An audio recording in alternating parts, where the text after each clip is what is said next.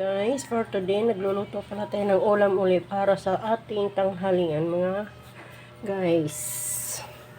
Luto ko guys, adobong pusit. Yan. So, hindi natin sinabawan, nagtubig talaga siya. Oh. Masarap kasi ito ng medyo tuyo ang pagka-adobo. Kaya ko nang may maraming sabaw na ano. So, meron na yung nilagyan natin ng sili para medyo maanghang. Yan, mga guys, ulam na pork.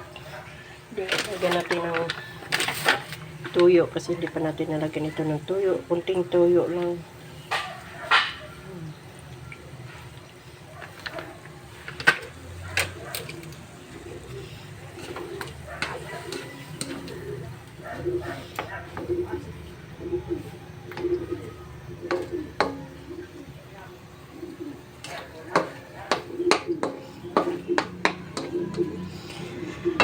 Pakukuluan muna natin mabuti yan guys.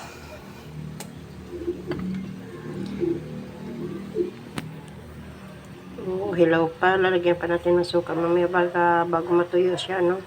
Para mas kalasa yung adobong pusit. Thank you for watching mga guys. Bye!